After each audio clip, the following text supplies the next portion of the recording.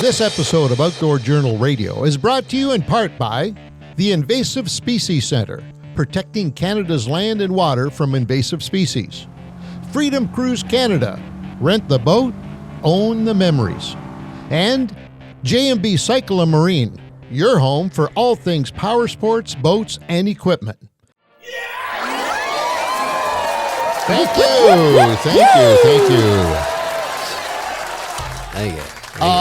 Great show. The legendary Dr. Stephen Cook is going to be joining us soon, as promised. I think on the last episode, because we wanted to talk to him about something that came up. Can't remember what it was, but it'll come up here in the notes. Something about carp and winter and all that stuff. But he wants to talk to us about possibly an interesting new form of fishing. And bizarre. Yeah. Let's just say bizarre to keep the audience, in anticipation. By the way, I never realized before, because I don't do a very thorough job of detailing guests. But I always thought everything we needed to know about Stephen Cook was on this front page when I bring him into the show. I didn't realize there was a whole other page. So let me take a moment just to tell you a little bit about this gentleman. He, of course, is a biology professor at Carleton, because I'll forget later on, at Carleton University. He's published, as we've talked about ad nauseum, 1,200 peer-reviewed papers. I have no idea.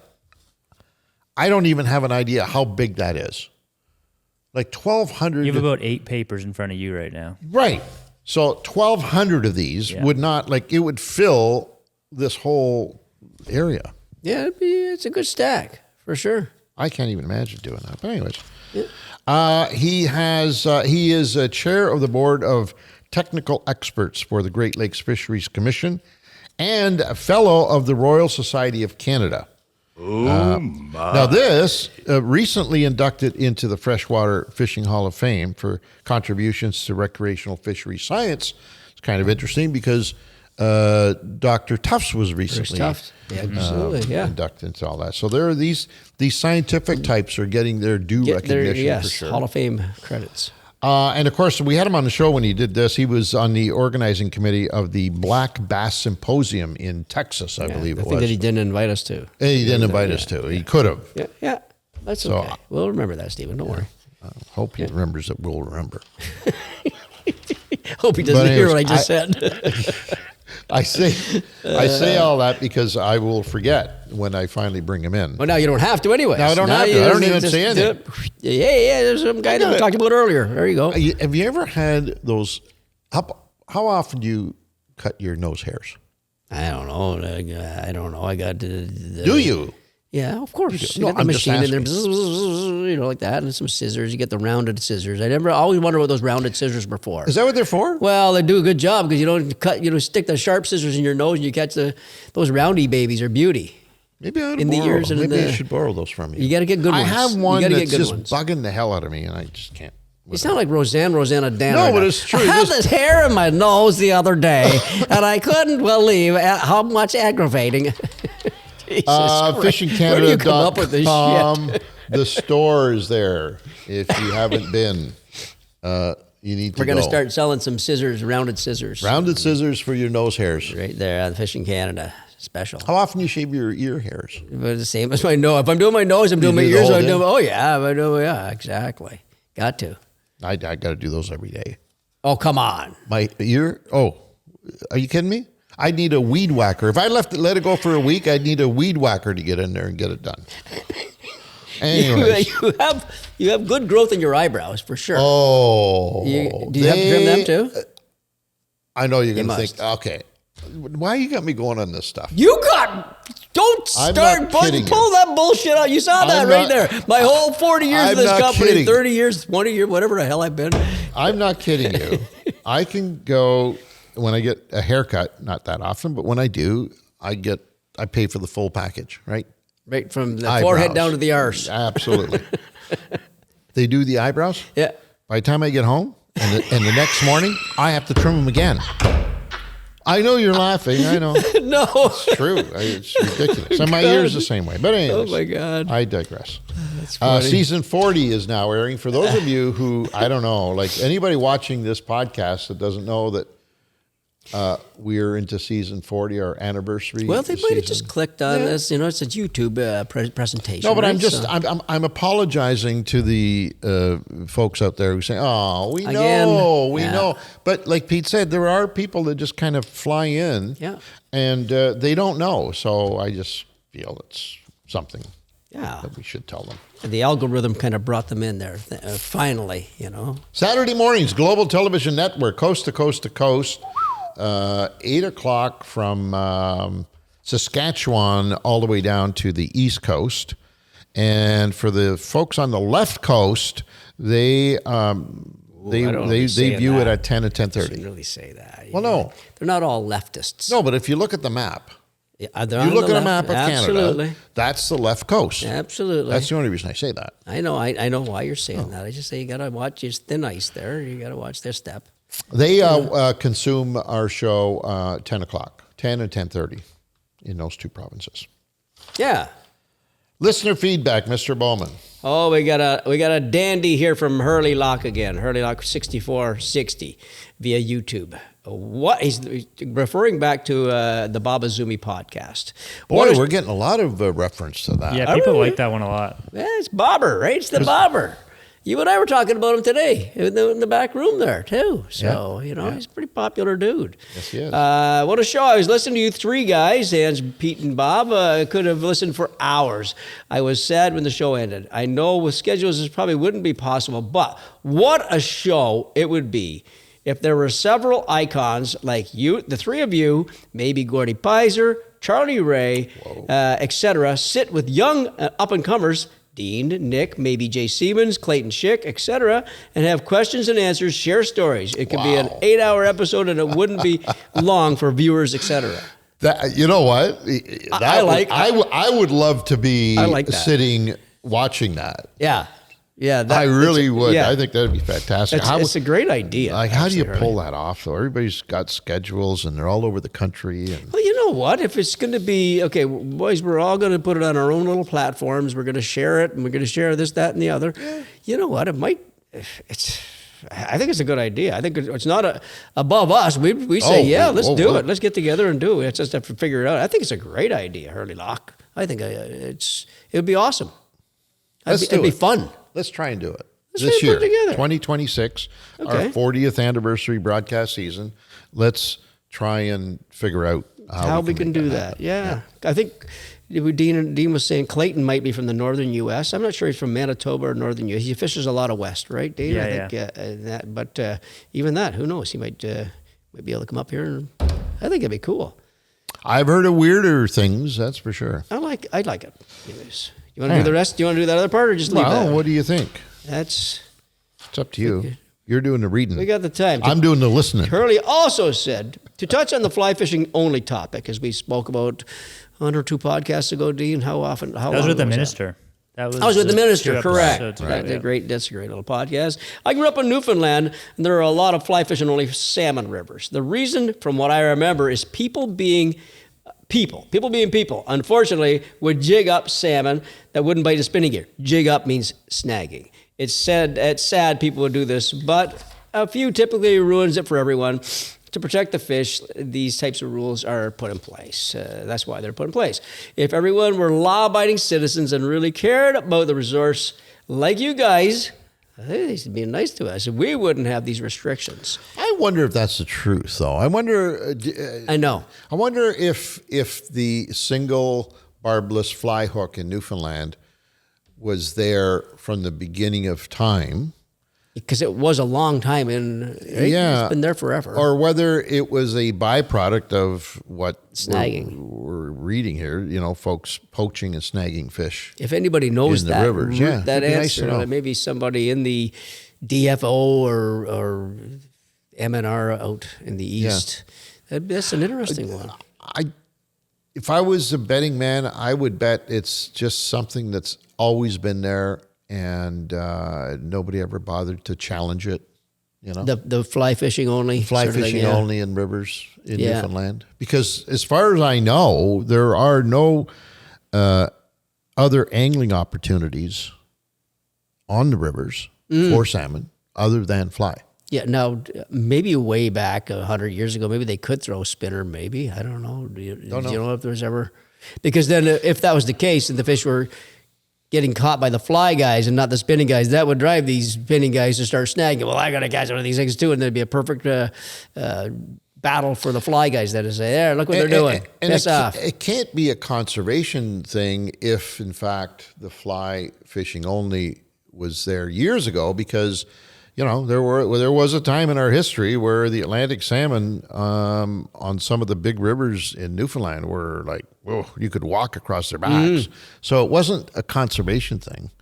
So, Dean, you have any input on that? You're into fly fishing. I don't know. I know, like in BC, a lot of the rivers out there have the same policy. I don't think it's quite as old as it is in Newfoundland, that policy, but it's mostly to protect the lodges and the guides from too much angling pressure is what, like, I think the lodges and the outfitters drive most of that policy. I know now it's viewed as a conservation thing because you want to reduce angling pressure. So like we talked about, if 10% of anglers can fly fish, you're really reducing how many people will be on the river at a time.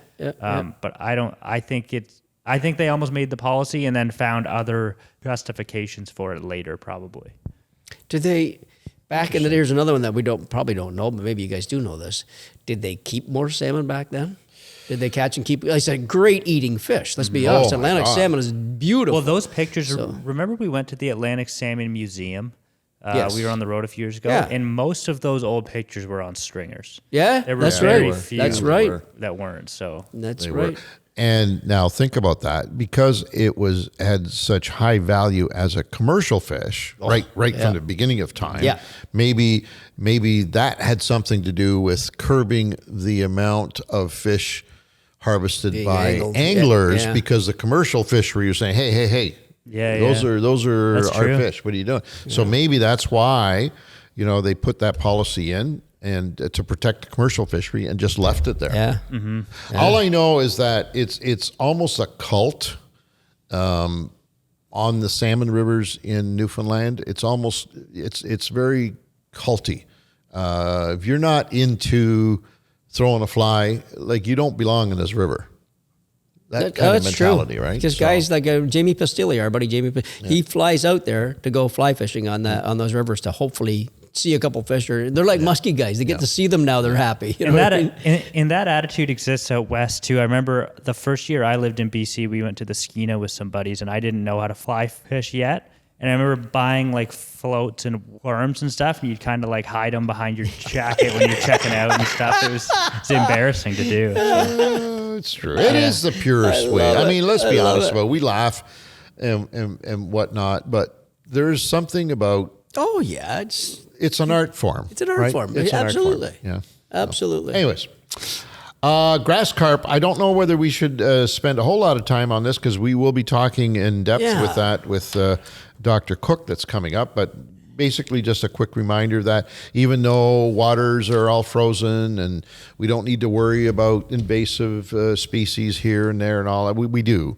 This is the time where we should learn as much as we can about any of these invasive carp species, grass carp in particular, and so that when the water opens up, we'll have a better idea of how to identify them and hopefully do something about it. Go to invasivecarp.ca and just take a look at that picture, put it in your phone. That's all we're asking. And now the news, brought to you by J&B Cycle and Marine, largest Princecraft Mercury dealer, maybe in the universe by now. Oh my God, it's building. I don't know. It'll be Mars next time we're going to hear. They've been a dealer. Well, Mars is smaller than the universe. Now, come on. Okay. Well, even you know that. I didn't, but now I do. Okay. I watched that. What's that show? I hate it, but Lisa watches it. Oh, Big Bang Theory. I watch that show all the time. You watch reminds that? me of No, I don't. I cannot. I hate that show. I don't get it. I don't either. Yeah. Anyways, a laugh track. I've heard 1,000 laugh tracks on that show now. Subliminally, when I'm on my computer, my phone. I've never heard Lisa laugh once at it. No, you don't need to. You got a machine that's laughing for you. What do you need to laugh for? Don't waste your energy. At least Seinfeld, you laughed when you got so much Seinfeld. You know. Outboard motors, boats, packages, you name it, they've got it this time of year. Obviously. They're more apt to have a showroom full of snowmobiles and ATVs and whatnot, but what a great place. Check it out online. J&B Cycle and Marine is the name of the company, but J&B and B, no, JB. Correct. Right? Yeah. They take the and out. jbcycle.com is where you need to go. All right, what is in the news now that we've done that wonderful setup? What is it? Dean, you got to do this story because this is just like a bizarre one, isn't it? Or yeah, I only put it in there because it was a study that's kind of in our area, but the findings won't be that surprising for anybody who's probably listening to this. But it's essentially a team of researchers. They wanted to kind of see like how, like when people compete, what do they do to make decisions? So they use ice fishing as kind of a sample for it. Yeah. It's just it's bizarre. Easier. It's easier. Yeah, it's a nice contained area. In the winter too, it's easy to control everything. Yeah. So they had watches with GPSs on them and then cameras, and they were monitoring 477 people over 10 different trips on 10 different lakes. And then I guess they calculated at the end that there were 16,000 decisions made over those trips, and then they put that into a database and tried to learn about the people who were out there and what they do. So this won't be surprising. Yeah. So this won't be very surprising, but they found that obviously the way people make decisions is based on personal experience first, then social information, and then ecological information. So like, humps and shoals and all this stuff. Okay. So what you're saying is that I would make a decision based on my history on that body of water with that species first. Yeah. Then I would maybe try and garner some information from my peers. Yeah. Who may or may not give me false or accurate information. And then I would look at things like the moon, the sun, the wind, the temperatures, and all that stuff. Wow. Which I guess makes sense when you think if you come to a lake that you've never been to, you have no experience, you don't know anybody who's been there, the first thing you're going to do is look at a map. And say, historically speaking, I would say that the majority of the fish are going to be on that point. Yeah. Right. But if you knew somebody who was on the lake and they told you that, no, there's nothing on that point, you'd probably trust that more than heading there. And then if you knew firsthand that there were no fish on that point, there's no way you'd go there. I wonder if that's accurate or not. Yeah. I'm trying to think, in our day-to-day fishing experiences, whether we kind of do that same thing. I know where it was accurate. So I remember when we went to Esnagi this year, we had a certain plan. And as soon as we get there, we hear some stuff at the dock. And then all of a sudden, we're like, okay. Dock talk. Yeah, we don't need to worry about our plan now. Ever. We just heard something. That's true. So then that would tell me that this is not accurate, right? Because if this was accurate, we would go based on our historical facts. Right. But we threw them out the window. Yeah. I threw them out the window. Yep. Right away, right? Mm-hmm. And I went to option number 2.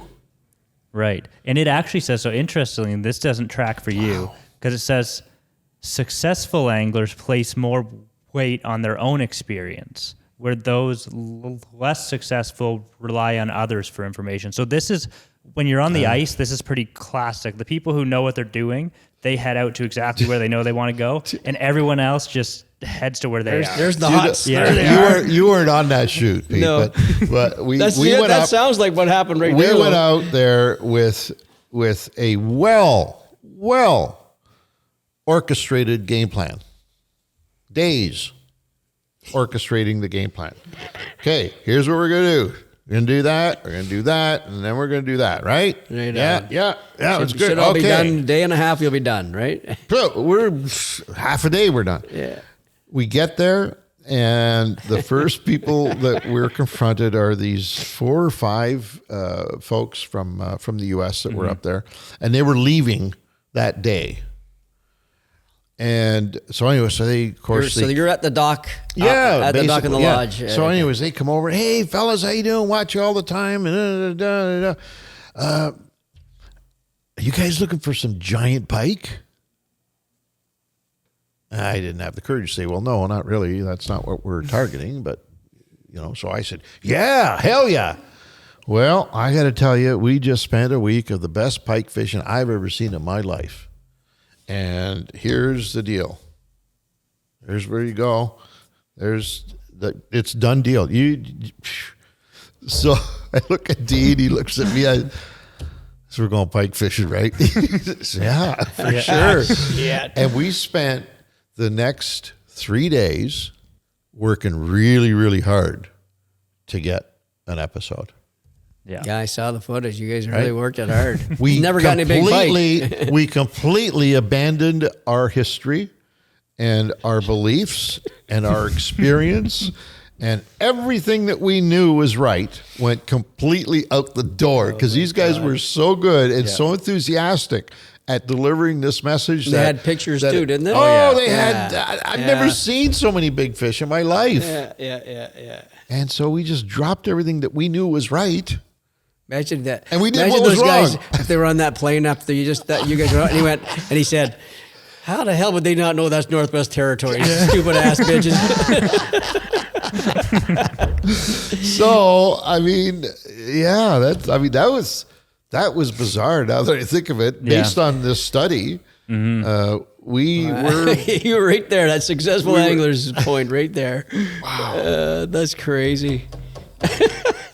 Oh my! Anyways, I thought when I heard that story, I thought they were on big walleye. I didn't realize it was big pike. So it was makes pike. it even more interesting. Yeah, because you know how hard it is to find pike up there, right? We find pike, but big pike. And these guys, you know, they had the kind of pike where they're so big that in between their fingers as they're holding it, the flab, the fat of that pike. It would be interesting with this study though, because I think there's a point where if you're so experienced, you do start to deviate. Because I know on lakes that I've fished my whole life, I know there's certain spots I could catch them all day, but I rarely go back there. I'm always trying to do new stuff, and I'll have worse days, and I'll rely, I'll go back to those spots maybe. Yeah. But there just seems to be a certain point where you do start to become like less successful because you deviate, like intentionally almost. Yeah. I think this study was an overlay for tournament anglers, right? Yeah. And I think that is totally different than just a passive recreational fisherman. I don't think this would apply to them necessarily, but I equate what we do for a living to tournament fishing, meaning that there's a start and an end and there's a prize and you got to be on top of your game. Whereas, had we been there just recreationally fishing, we might not have jumped at that. But because we were in tournament environment where we have a predefined period of time to hit a predefined goal, I think you're more, and that's why maybe tournament anglers, are a different group than just regular anglers. Yeah. They've got different goals. And anyways, we took the proverbial bait, hook, line, and sinker, and we killed ourselves. That's all I got to say. That's awesome. Oh my God. I don't know what happened. Do you ever think about it, Dean? Do you ever think, what the hell happened there? I have no idea. Did anything line up with what they said to you? Did anything line up at all? We went to the spots. Did you see some fish, scope some fish? No, the biggest pike we caught there was hammer. I'm gonna be generous and say, I'm gonna say maybe 14 inches. Yeah, and things kind of. So we met a guide halfway through the trip who, when we told him what we were up to, he was like, "Oh, I probably wouldn't be doing that." Yeah, we're like, "Oh, okay." Yeah. So then we changed gears. But oh God, I don't know. Oh, that's and we worked it, buddy. Funny. We worked it. We worked it. And I have to say, I don't know Dean that well. Well, I know him pretty good now, but I know this guy real well. And if anybody can be convinced and swayed with some pictures and bullshit or whatever, this guy can be caught on that one 100 times out of 100. They were just, and even the quality. Maybe those are pictures they've had for 100 years. Exactly. And they do that every time they go to a different place. Because even the quality of the images were perfect. The lighting was magnificent. I love it. The fish were just so glorious. Oh my God. Beautiful. Anyways. Oh, well. Anyway, interesting study. If you want to check it out, it's on fishingcanada.com, and it does chronicle the behavior of these anglers on the ice over a period of time, and they've extrapolated the information to kind of paint a picture for what most anglers do in terms of decision making. And it kind of works. Right? We just proved it. It kind of works too. Yeah. Fan question of the week comes to us from Brian Lowe, 7808 via YouTube. Brian Lowe, 7808 via YouTube. And I'm assuming then this is a qualifying another question. Another qualifier. We haven't been very generous with these I things. don't know this in 2026. I think I don't know if we've given It's anything the away. year of bad questions so far. Bad questions. Yeah. So the question is, should a pike almost be considered a grass carp? Well, that's weird. All right. That's a question, but for that, I would not give him anything. I don't know about that. But anyways, I fish the Kawartha Lakes, and the northern pike / common carp have changed ecosystems almost to the point of no return. Could signs at boat ramps be a successful way of educating the public? As to what? Educating them for what? What would the signs say? You got to be a little more specific What's he saying? on that one. Yeah, so like the Invasive Species Centre, they do put ones up for carp. You can see behind on the screen there. So he's thinking, is he saying maybe that they need a pike sign up there that calls it an invasive? I fish the Kawartha Lakes, and the northern pike / common carp I'm assuming he meant but maybe not. Right? have changed ecosystems almost to the point of no return. So obviously he's thinking that carp and pike are screwing around with his favorite whatever species is. Yeah, like I guess the argument would be that they were put in there probably intentionally by somebody, but even though like the Kawarthas are so connected. Dude, it's the Bay of Quinte. This thing is full of pike. But it's full of pike. That seems to be a myth that I actually heard a lot growing up fishing the Muskoka lakes. That pike were invasive, and that the reason the walleye aren't in there anymore is because pike got in, and that's just something you hear a lot. I don't think there's a lot of truth behind it in many lakes. There's pike everywhere. The pike in the Rice Lakes, the first example I can think of, that's a natural movement of the fish. That's a natural movement north up the Trent system and all that. Well, first of all, have we established that where are pike not considered an invasive species? Well, I've never heard them called an invasive species, like a quote invasive they're species. native everywhere. Right? Like they're native. Yeah. They're to native this part fish. of the world. Now, I have heard in the past if you have a Muskoka, in the Muskokas, a landlocked lake or something like that somebody has introduced pike, or you figure somebody has introduced pike. I have heard the ministry on people that have been pulled over say, if you catch a pike, kill it. Really? Yeah. Oh, okay. But no, I've never heard it from any of the ministry guys, CEOs, but I have heard from people that were told that. Oh, okay. You know what I mean? All so right. kill that fish. We don't want them in here. So if you That had a pike seems in odd. here, yeah, it does. Yeah.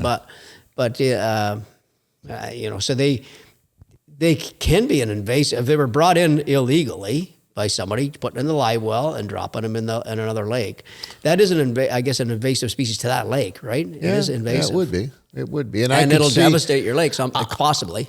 Not on the Kawarthas, though. I mean, No, because I think he's gone too far, because ecosystems be almost to the point of no return.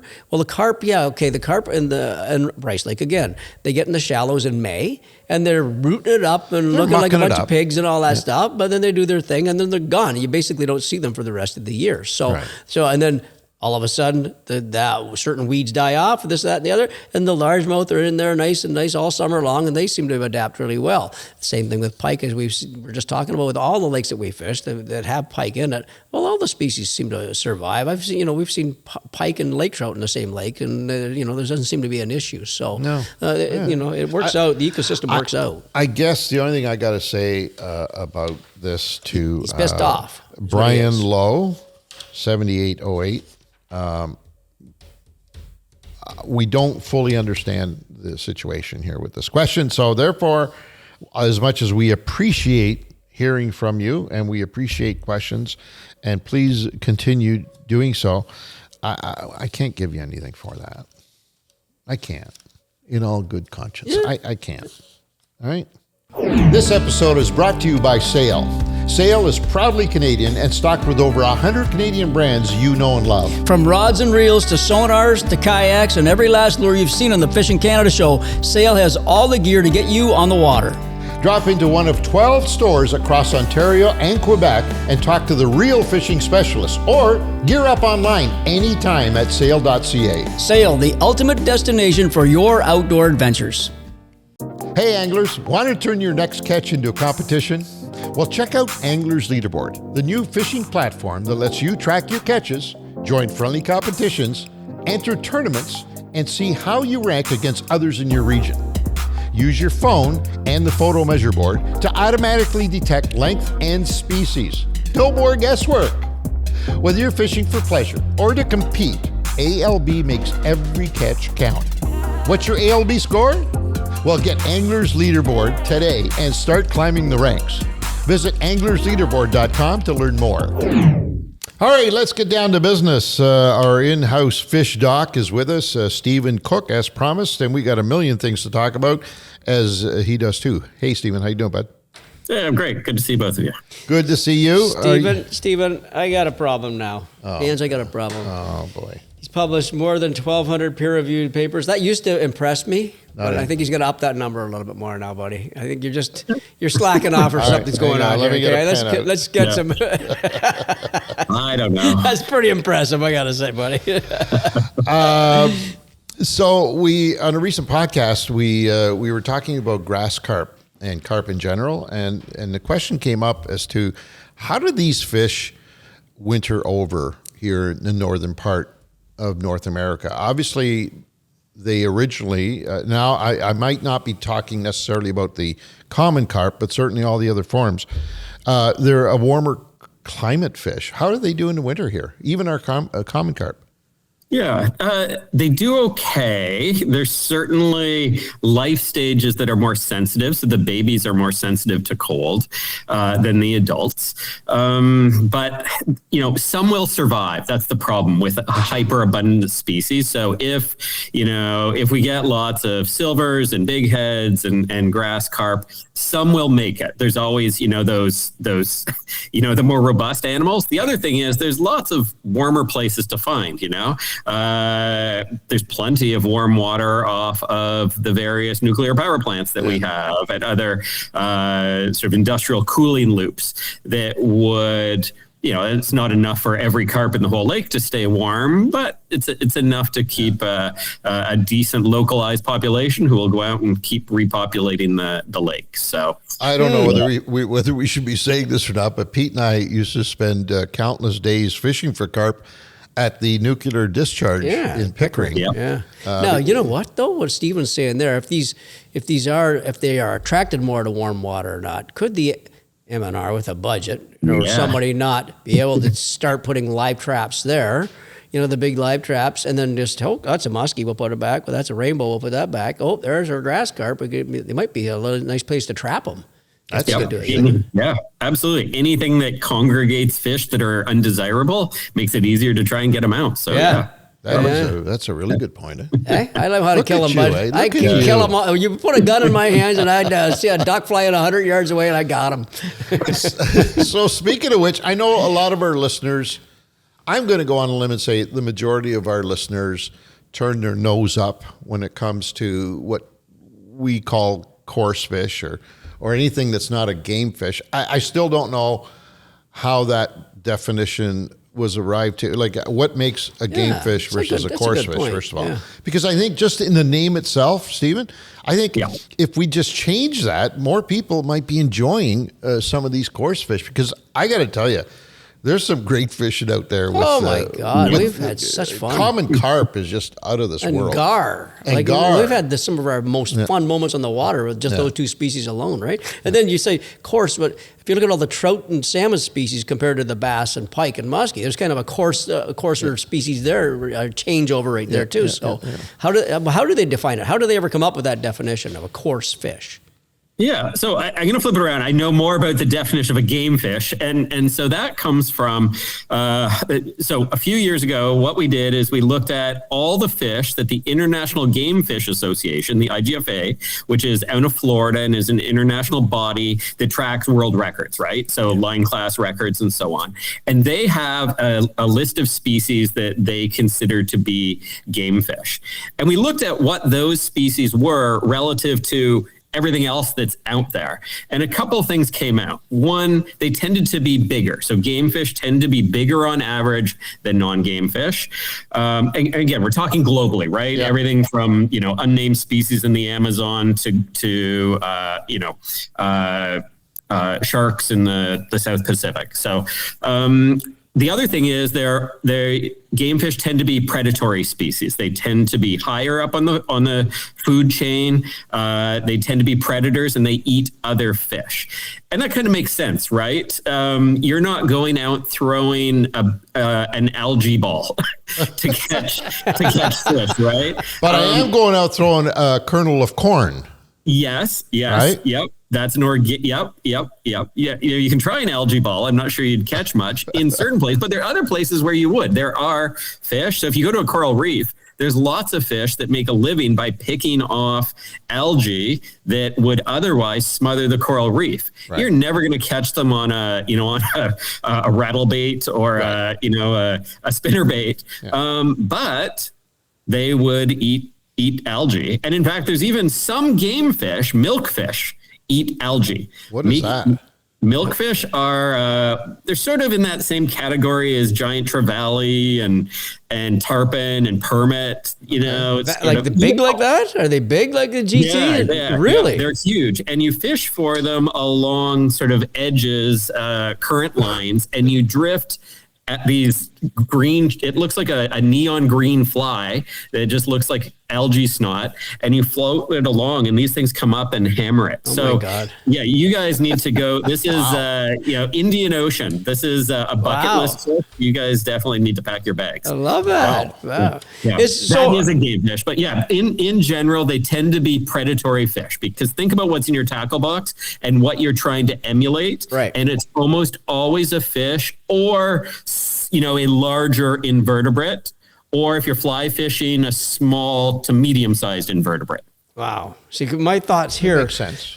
Because what you just said there makes a great definition to it. But my argument or my wonder why the IGFA wouldn't have common carp in there is because of the popularity of them as a game fish in the world. Globally. Right? Globally. Like in Europe, it is way bigger than bass than anything. You know what I mean? Pike might be the only one that kind of rivals it over there. It's huge over there. So are carp not in the book? Carp are in the book, and so that's the challenge, right? So are bluegill, right? So again, there's no global authority. So if IGFA calls it a game fish, I think it means that a reasonable number of people go after it. There, of course, are non-game fish that are relatively or less popular. So, for example, I don't think bowfin are on their list, or and people are increasingly going after little fish. We'll talk about microfishing a little bit later. Yeah. So it's funny you said the bowfin, because remember, Ange, when we went up to Cranberry Lake. Cranberry, yeah.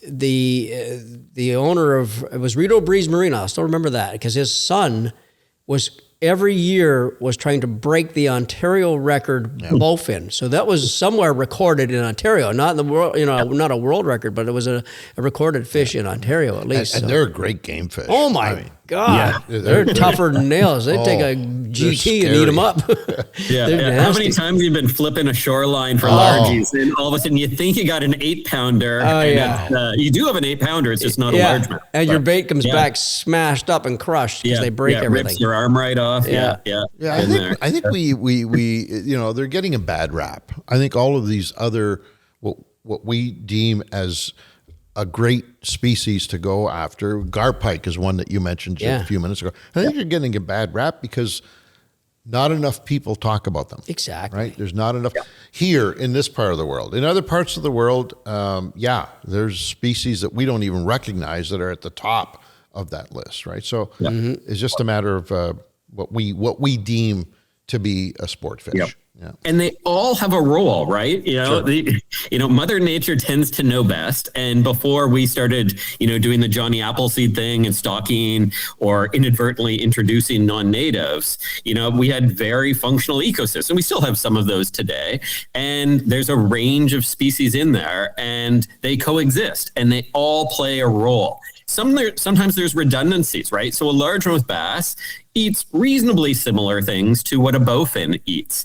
That doesn't mean that one is out competing the other. It means that if something happened where one of them got wiped out, there's still a fish to play that role in an ecosystem. So having a bunch of similar species that eat the same things and kind of hang out in the same habitats isn't a bad thing. It gives us redundancy and resilience. How is the distribution of bowfin, by the way? Because to be honest with you, in all the years that we went bass fishing in this part of the world, I'm thinking that I have seen caught maybe not quite a dozen, 8 or 9 or 10.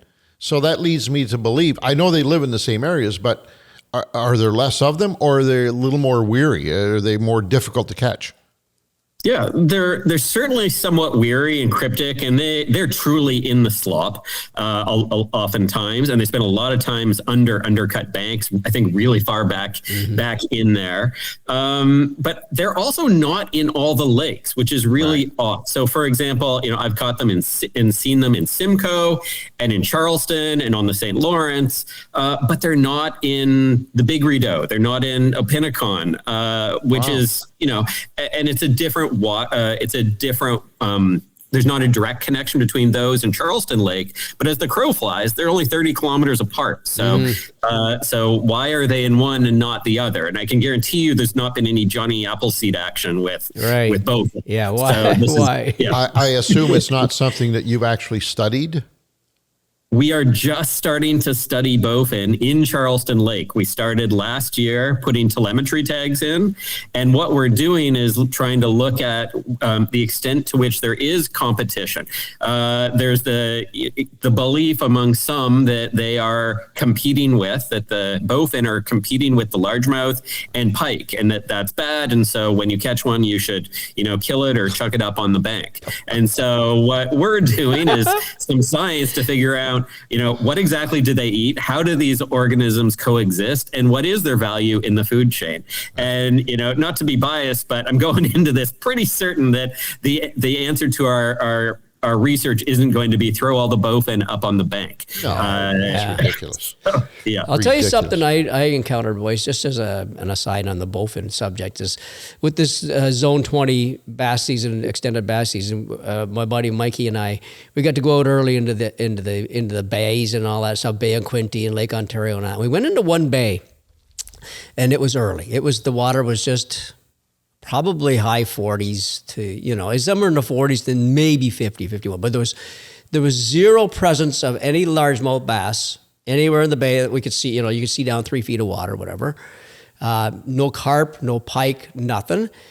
The bay was loaded with bowfin. Oh. And they were, loaded. And every one of them was laying in the silt, like almost buried in the silt. Yeah. They were waiting. I guess they move in quick. Boom. They wait for the water temp to get up to a certain, and then maybe they start to spawn or whatever. I'm not sure what it was. It was freaky. You could almost, a couple of times we were dropping our jigs on the, you do that. Sometimes we'll do that and drop it on their head to see if they can get a move. And they wouldn't even move sometimes. Wow. And then you give them a poke with the fish or not, then boosh, then he take off. They weren't, obviously, you weren't catching any. Nope. No, wow. I think we might, because some of them moved really slowly. I thought, remember we used the minnows at that Rideau Ferry there? Yeah. If you'd have dropped maybe a live shiner or something down there on a hook, you probably could have got them there, but they wouldn't eat it artificial at all. Any size? Some of them were nice, yeah. Oh. Yeah, some of them were big, talking like Stephen said, 8 to 10, 12 pounders, stuff like that. So, but loaded. And then the next weekend we went in or whatever, and they were gone. Didn't see anything. But then there are other fish species were in there. So it's almost like they came in ahead of time and then blew out. But just the way they laid in that mud was so cool. And it was silty, that shitty mud that when they take off, it's a big cloud of crap everywhere, right? So. Well, there's a little intel for you for your studies. Steve. Yeah, you got to get the first fish in, bud. Go in there because they are before everything, at least in that bay. Well, maybe I don't know, is it possible they might have been spawning?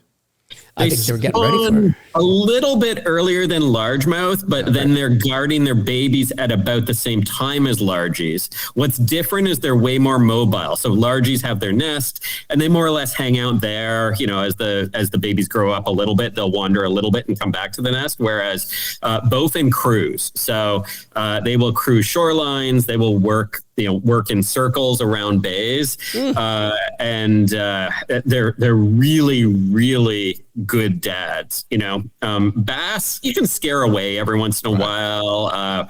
They are fierce, and they will chase away bass and pike, and they're pretty ominous. And it's just like largies and smallies, and it's the dad that's providing the parental care. Are they following the father along the ball of bait or fry? I mean, wow, that's cool. Wow, that's crazy. All over his body too, and there's some thought that they get some nutrition from dad's slime. So wow, no kidding.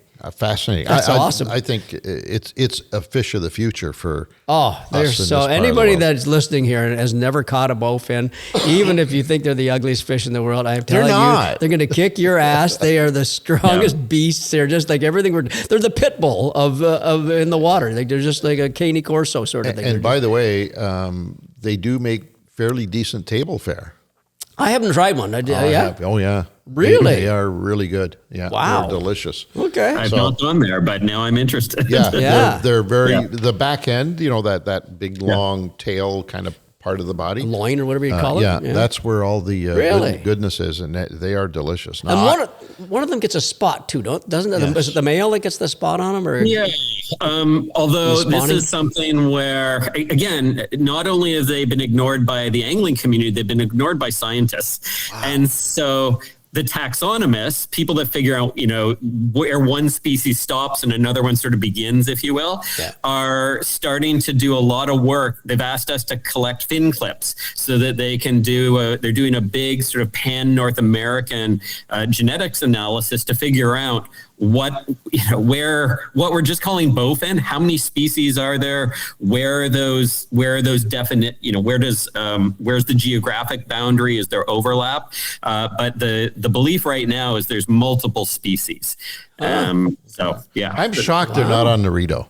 See, to me, that would be the perfect home for them, as far as I'm concerned. Because they can live north a little bit. I know I've seen them in the 6 Mile Lake above, like Aurelia-ish area, something like that. I know they're in that lake. The highest concentration I've ever seen was on a lake called Consicon. Yeah, by Picton. Oh, man. Really? Oh, under the floating bog and the undercut banks. Oh, that back end there. Oh, my the west end of it. Yeah. I caught more world record largemouth bass that turned out to be.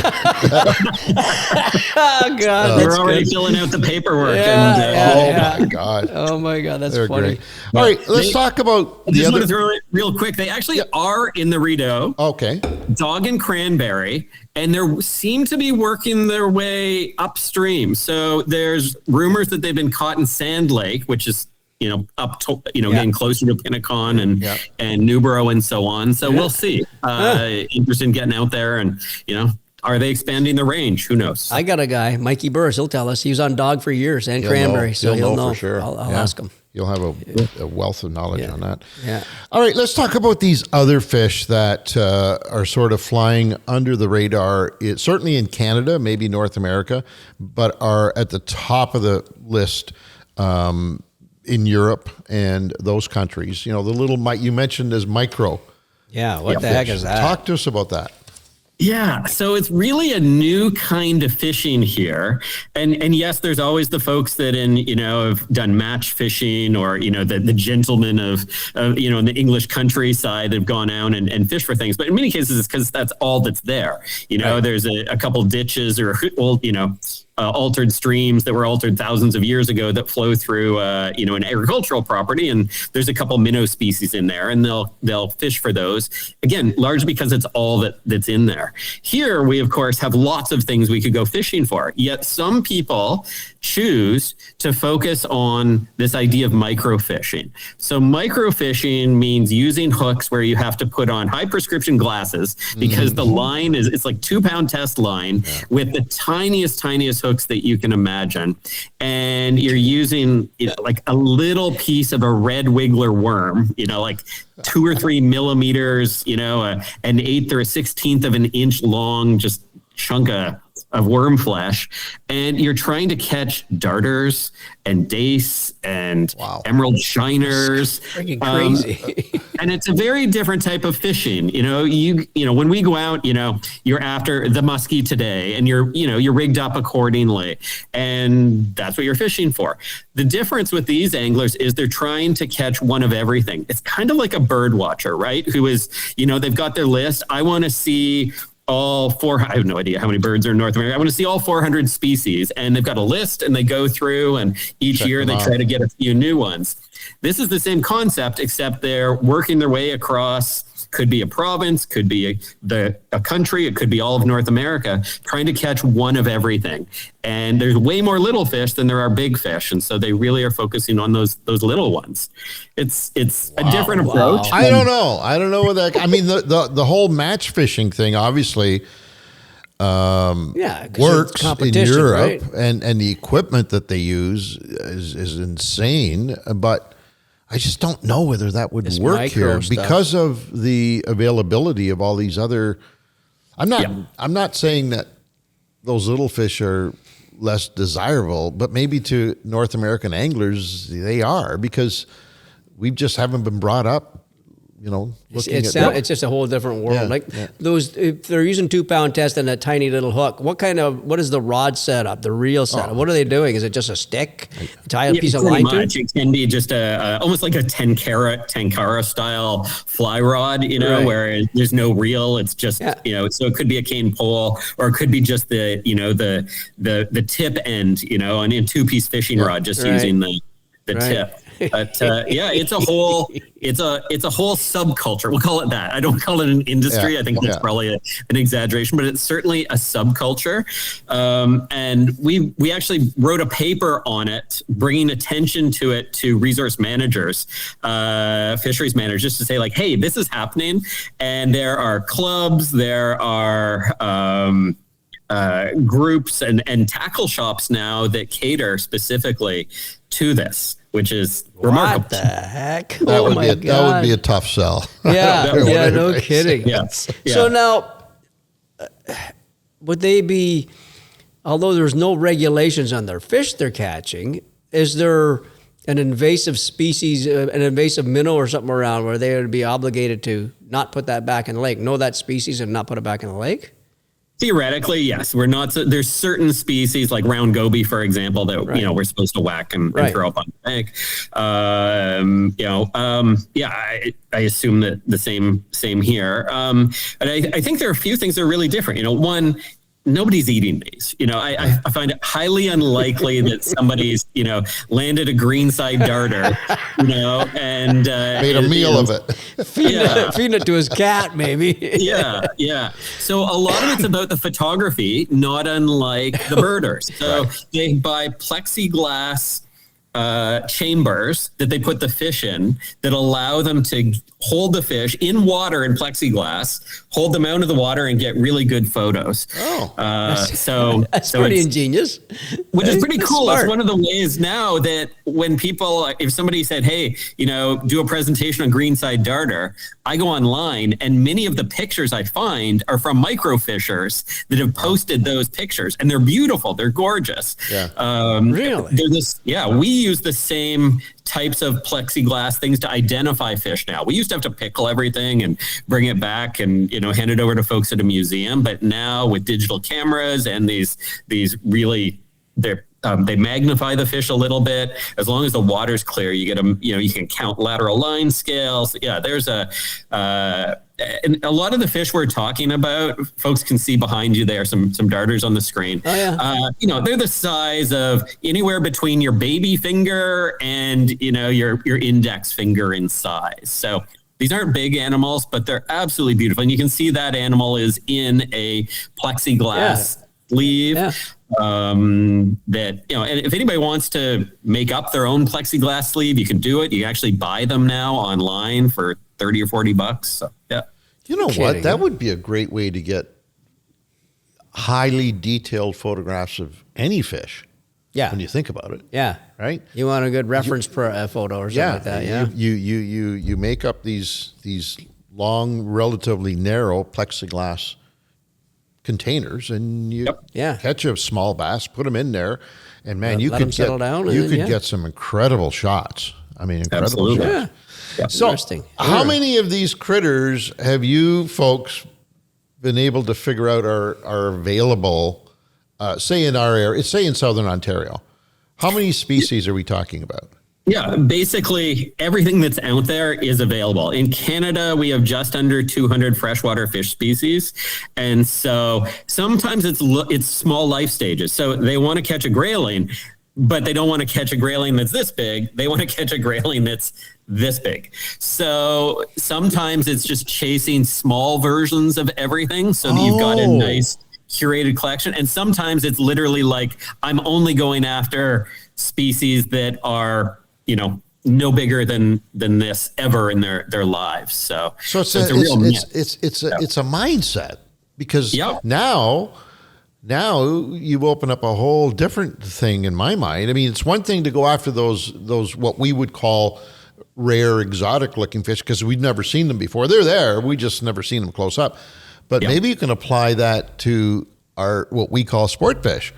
If we, right now we're conditioned to go out after the biggest, the baddest we can find.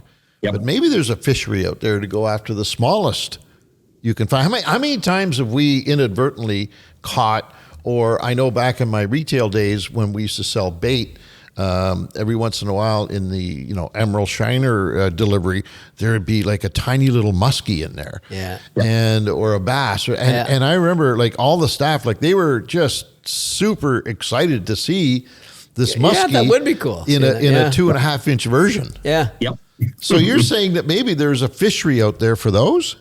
Yeah, some people do target those, but it's a very different motivation, right? Right. Like you think about, the drug is the tug. You've heard, it's the idea that it's the fight. That's what some people are addicted to. Others fish because they want to be with family. Others, it's nature. I think this is maybe a little bit different. It's people that want to understand the range of biodiversity that exists, and they like collecting things. Some people collect stamps. We collect tackle. They like collecting photos of all the species. And so there's some tourism associated with this. Tennessee is sort of ground zero for darters. There are hundreds of darters that only live in a couple kilometers of stream in Tennessee, different streams there. And so people will travel there. They're really colorful. And there's so many in streams that are highly specialized. So one will live on the downstream side of rocks the size of your fist. One will live on the left-hand side, and a different species will specialize in living in the upstream. And then another suite on smaller rocks, and another one on even bigger rocks. That's just how they partition space, so they aren't competing with each other. They all live in slightly different habitats, eat slightly different things, and incredible diversity in a very small area. So many of them will fish with mask and snorkel as well. So they've got a wetsuit on and they are observing the fish, which is awesome. There's nothing better than watching fish do their thing. When you see fish, you don't always pick up your rod. Sometimes you just sit there in awe and watch them do their thing, right? For sure. Interact with each other, interact with the environment, maybe watch them grab a bite. And we're interested, we're learning, we're observing, we're enjoying. And I think that's what they're doing as well.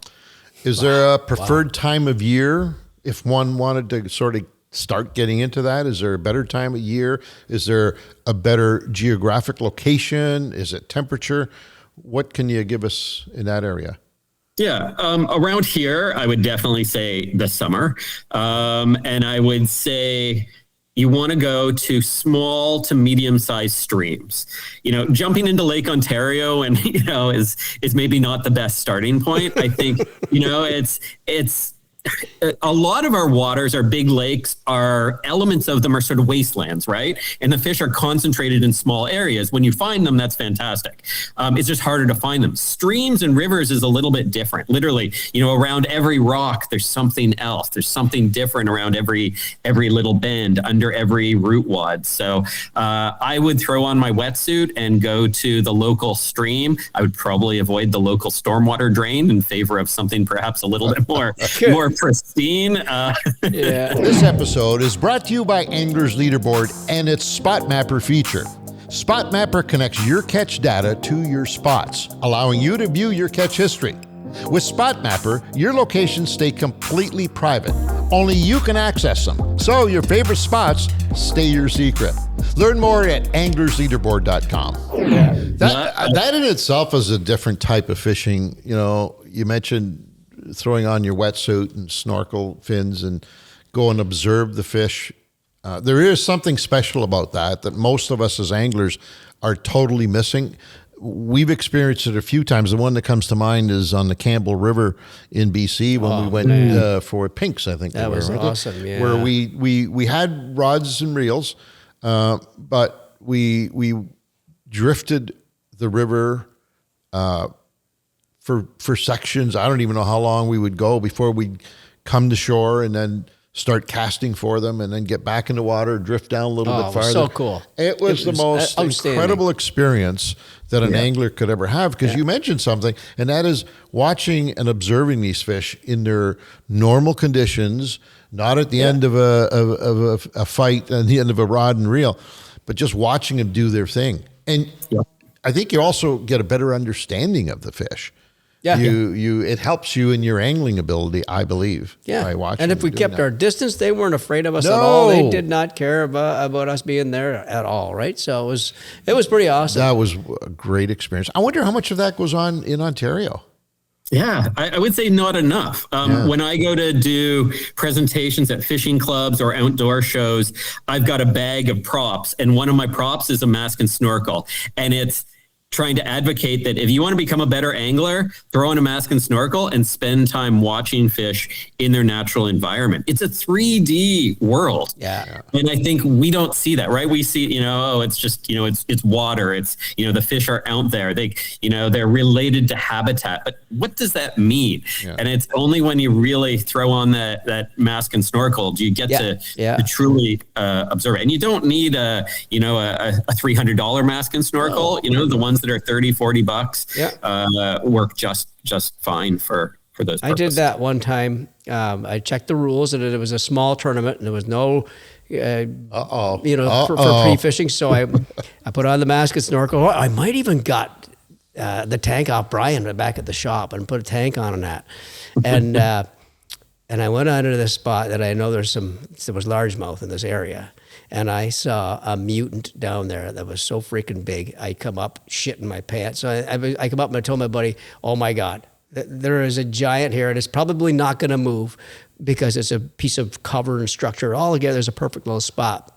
And I'll never do it again because I spent 3 hours trying to catch that fish that he never bit. You're never going to catch it. He said, piss on that. I'll just go instinct instead. In a case like that, now you would need, I saw a lot of fish. You would need tanks and all that stuff, but wouldn't it be interesting if you found an isolated fish like that wasn't going to move, to be able to go back with your buddy on the boat and you're down there watching the fish As he's fishing? As he's fishing. Yeah, we didn't do that. That's where you would learn. Yeah. Like, what's he doing? Yeah. What's that fish doing when that bait is here versus here? We didn't do that, obviously, because we didn't want to catch him that day, 2 days before the tournament. But yeah, it would have been great. That would be the way to learn, right? How are they reacting? Well, we're kind of doing that with live scope now. We are seeing the reactions of fish right now, right? So it is. But there's nothing like your eyes. No, that's the final stage sort of thing. Yeah. That would be. Insane. We do that for research sometimes, and the caveat here, this is for research, when we're doing nesting bass work. For various reasons, sometimes we need to get that bass off its nest to do something to it. And I'll just say, we always put in a surrogate dad. So once we catch the fish, we put a dad out, a diver that has a stick that then protects the nest until the fish goes back. That's cool. That's awesome. Okay, hang on, elaborate. That's awesome. Elaborate a little bit. Yeah. A diver with a stick. Yeah, so they basically act as the dad and chase away the predators so that the babies or the fertilized eggs don't get eaten. So we it works? serve them. Yeah, absolutely. And then the dad comes back, Cool. I love and it. the dad will, when the dad starts to chase us away, we know we can leave. Wow. Oh, that's amazing. Yeah. That's cool. That's cool.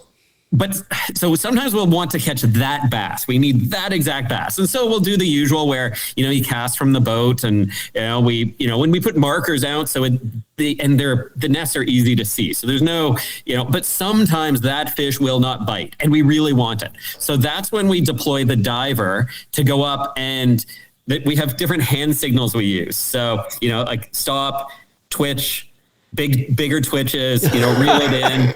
And I love being the person in the water watching that. Oh, yeah. Great. And what's really cool with bass on nests is, remember, they're not hungry. They're too busy guarding their babies to be eating. Yeah. They don't have time to invest energy in digestion. So what they do the first 4 or 5 times is they pick it up by the tail. So if you're using, I don't know, like a 4-inch Texas rigged worm. Okay.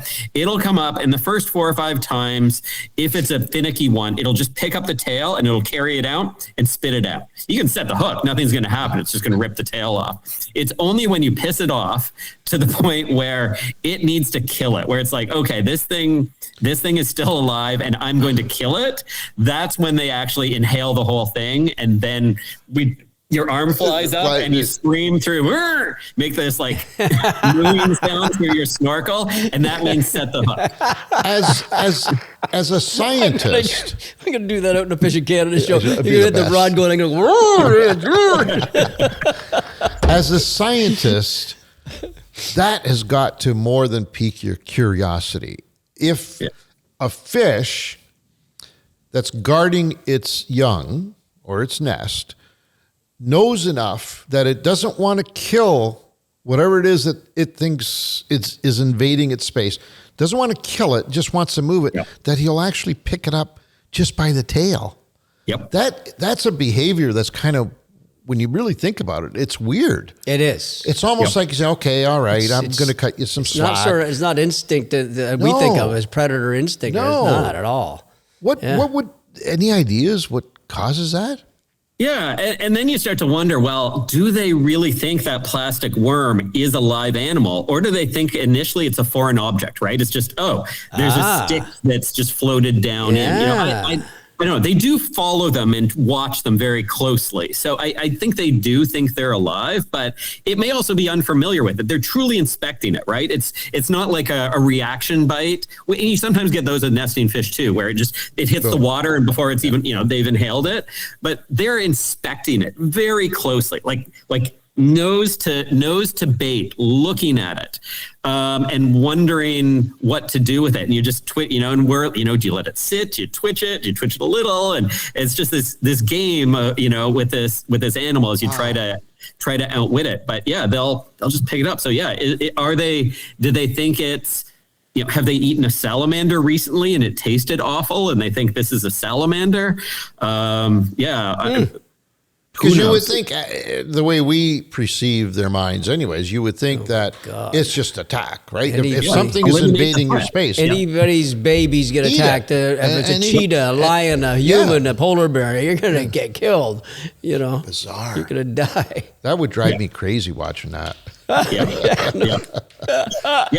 So we love, but it's also incredibly frustrating on those, it's there, right where it is. We've got it. You've got the diver in the water guiding you. And sometimes just like, oh, he's got it again. Just not, just doesn't quite have Wow.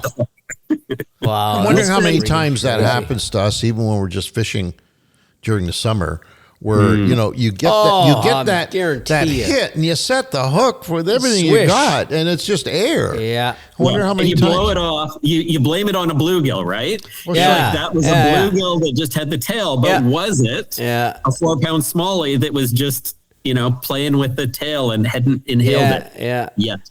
How fast? We'll go. This is not even on our subject, but how fast can let's say a smallmouth bass or a largemouth bass, can they suck in and then push out a bait? Really quickly. It's milliseconds. Really? Yeah. Wow. Like not 2 or 3 milliseconds, close to a second. But we've seen it. You see it when you're watching them on the nest too. Right. I'm screaming through my snorkel to set the hook, and before my hand's even gone up and the person's registered, it's down again. You're like, Yeah. Well, that's similar. I mean, we missed a lot of fish in our lives because of that, right? So, I remember a tournament one time. I can't remember where it was, but it was smallmouth bass. And for whatever reason in that area or on that lake, I don't recall all the details now. That's exactly what was happening. We were all fishing tubes. The whole tournament was, tube fishing. But there was just a certain way that tube had to be presented, because if not, they would just pick away at it. Never get really? Yeah. Like the tentacles, grab the tentacles or something like that? Yeah. Wow. It was one of the weirdest bites. Yeah. But it was widespread. It wasn't just one angler or one area. Like it seemed like the whole lake, whether you were shallow, deep, you had to do something, the way you presented that bait, move it a certain way. What would cause that, Stephen? Any idea? That be? No clue. You know what that was? I just remembered. Keith Farmer on Stony Lake. Oh, really? Yes. So what? It was deep, and they were fishing 20 some odd feet. We all were. And we were all getting those, that must have been a bluegill. That must have been a bluegill. And he was weighing in 22 pounds a day. But it didn't come out till much later that when I had a chance to bribe him with a coffee, that he explained the bite was the weirdest bite he had ever encountered.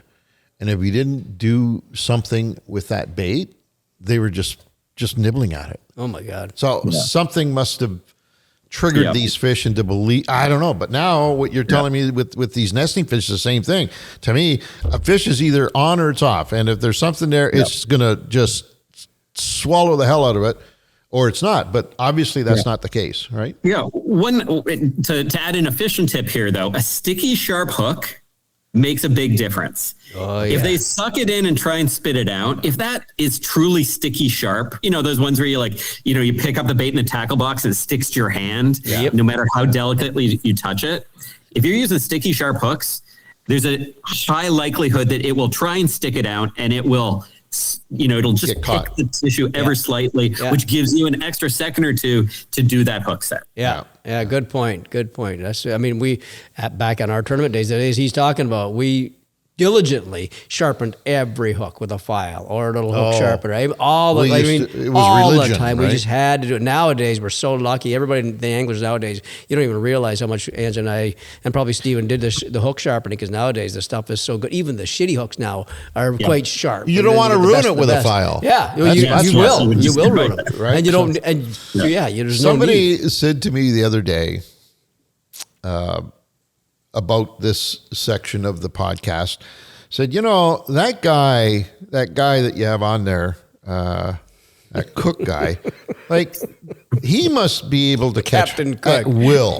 He must go out when he's fishing, recreationally, because he knows all this stuff. Like, he must just fill the boat. It's got to be boring to him. That was the actual terminology used. Oh my God. He's got to be bored with catching fish. Tell us the truth now. I'm very frustrated. It's not bored, it's frustrated. Frustration. When and I've got all the tools that tell me where they are, as well. I can position them, and they're still finicky, and they're fish. They haven't read the textbooks. That's it right there. That's really. it. So that's the problem. So they don't know what they're supposed to be doing. Book smart only gets you so far when it comes to fishing. How much time do you spend on the top fishing for these fish? I mean, I know you spend countless days and weeks in the water studying them. How much time do you still have any time to just go out and have fun? Yeah, I'm probably about 100 days a year on the water, and of that, probably half that time's in a wetsuit, or on the boat doing, training students on how to take a blood sample or tag a fish. But I love to get out just fishing with the kids usually, or sometimes by myself. And I'm equally happy when I'm doing that not to catch fish. At that point, it's really, I'm fishing for a different reason, and it's just Steve is decompressing. I was and just if I catch a fish or see a fish, that's bonus. Yeah, decompression. That's a great way of putting it. Good for you, my friend. The water, for sure. Listen, we've taken enough of your time. Always a thrill. I love the idea of maybe, diverting some of the fishing pressure off to a different area. Maybe this micro fishing might be something that we should all start talking more about. I love the idea of going out to try and catch the smallest member of the family as opposed to the biggest. It's pretty bizarre, but yeah. It's kind of got me going there. I'm assuming that they're also, very quickly, I'm assuming they'd have to abide by seasons, though. If they were trying to catch a little baby largemouth bass, you can't do that out of season, right? So. Yeah. But if you want to get rid of your musky rods and all your salmon rods and trade them in, I'll take them. So, yeah. Thank you, my friend. Always a pleasure. You take care of yourself, and we'll talk to you soon, man. Good seeing both of you. See you, Stephen. Stephen Cook, Dr. Stephen Cook. Always a pleasure on the show. And always has a new twist. That's a different one. Yeah, that's a new twist for sure. Micro fishing or whatever. I like it. Micro species or whatever. I like it. To do a show on it. We should try to do a show on it. I think it'd be kind of cool. I don't know if we'd be very good at it or not. We'd fail miserably. Yeah, that's okay. You have to. People want to see the bait. What were you using for bait? Well, I can't show you because you can't see it. That would got a be microscope. Cool. Oh God. Anyways, always fascinating talking to him. Yeah. Another wonderful show. That are it. I think we hit all of. Did we check off all of our boxes? Yeah, they're all done. That's the last one right there. That was it. That's the concluding last minute banter. We just did that. Keep an eye on fishingcanada.com for any of the latest contests. We never know from time to time what's going on there. We're always giving stuff away. So the best way to not miss out on any of it is to frequent said location. Yes. Fishingcanada.com. Dean, are we good? We're all good. We are good to go. That are it. On behalf of the entire crew, Mr. Peter Bowman. Bye-bye. The talented, the lovely Peter Bowman here. Yeah. And Steve. I was going to say Steve. Steve Taylor. Steve Taylor. Stephen Cook for joining us. And, of course, Dean Taylor. Come on now. There you go. I'm Angelo Biola. Thanks, folks. We'll catch you next time.